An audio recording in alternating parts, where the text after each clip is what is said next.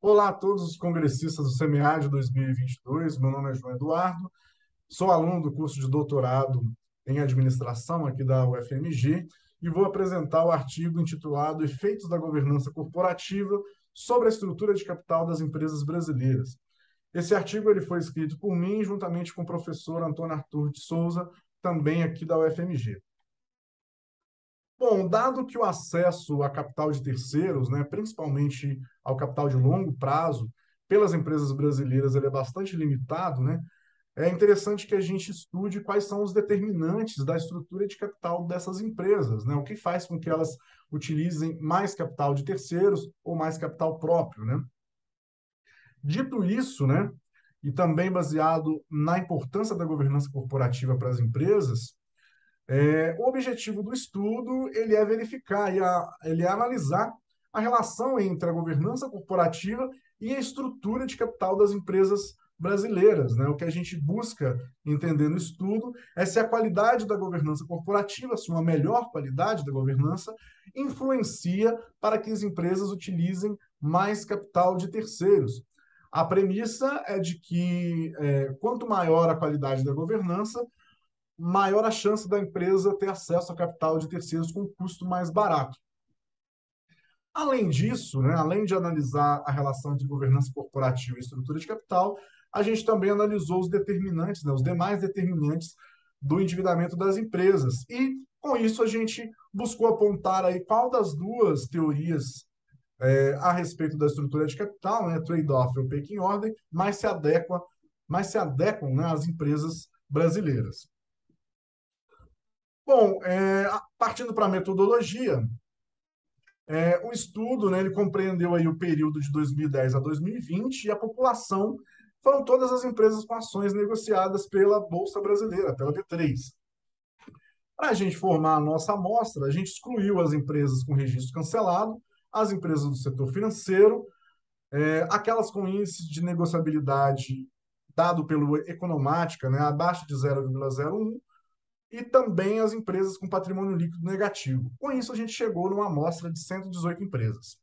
Os dados foram coletados via economática, né, os dados econômico-financeiros, e os dados qualitativos que a gente utilizou para fazer o índice, né, de governança corporativa foram extraídos dos relatórios de administração das empresas, disponível, né, tanto no site das mesmas quanto no site da Comissão de Valores Imobiliários.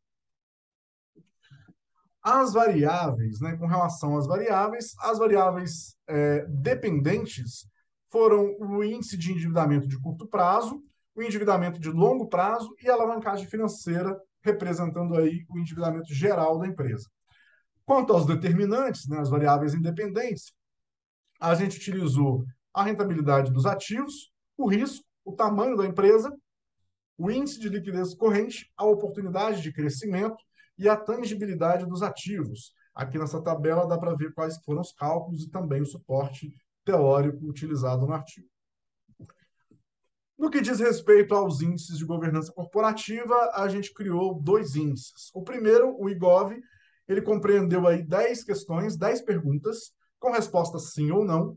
A cada vez que a resposta era sim, o índice ganhava um ponto. Então, portanto, o índice foi bem amplo, né? Variando aí de 0 a 10. E as 10 perguntas do IGOV compreendeu aí as variáveis dos mecanismos de governança corporativa, conselho de administração, estrutura de propriedade e controle, divulgação e transparência, incentivo aos administradores e nível de disclosure. A fim da gente testar mais um índice, né, a gente utilizou também o IGOV 8, que foi uma variação do índice principal. O IGOV 8 ele contou com 8 questões, correspondente aí aos mecanismos de divulgação e transparência, incentivo aos administradores, disclose e setor de atuação. No caso, é uma variável dummy, né? Caso a empresa fosse do setor industrial, ela recebia um ponto. Então, o IGOV 8 variou aí de 0 a 8.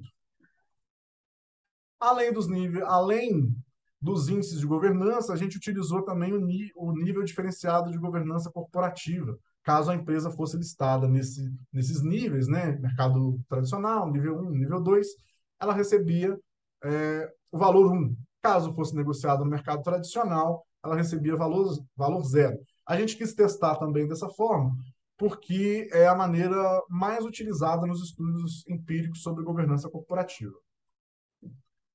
Bom, o modelo foi estimado via efeitos fixos, né, painel. Esse aqui é o modelo geral.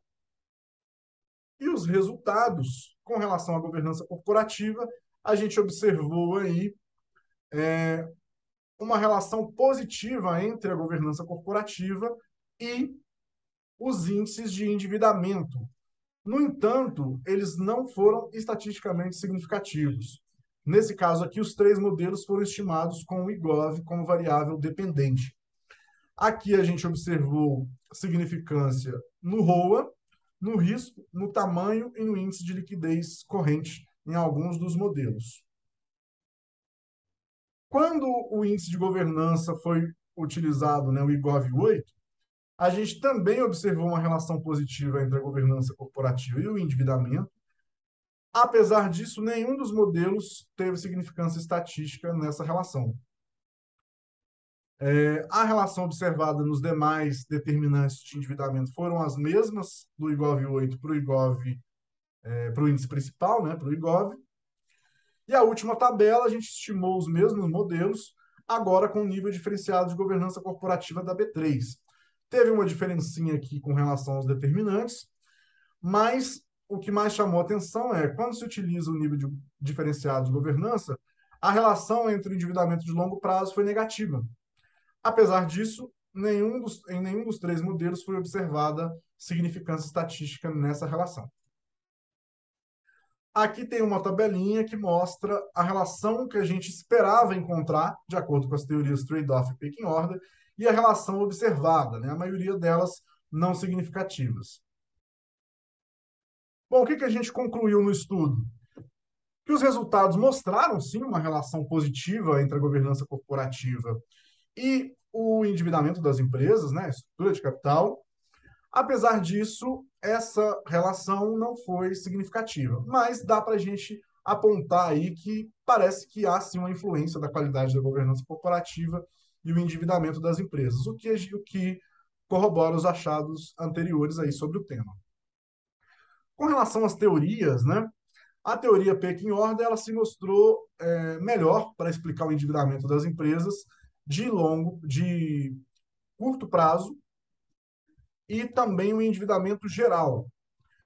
Mas nenhuma das duas teorias conseguiu explicar o endividamento de longo prazo das empresas, dada a relação que a gente conseguiu encontrar ali entre os determinantes e a governança corporativa e o endividamento. Como limitação do estudo, né, o que a gente aponta é a utilização de determinantes de estrutura de capital, no caso interno das empresas, né, variáveis contábeis, né, e com isso a gente sugere que os próximos estudos utilizem também variáveis macroeconômicas, né, como a taxa de juros Selic, se estamos em recessão ou não, valor de PIB, né, dentre outras. Bom, era isso. Eu espero que a gente se encontre no SEMEAD para podermos discutir mais a fundo os resultados do estudo. Muito obrigado.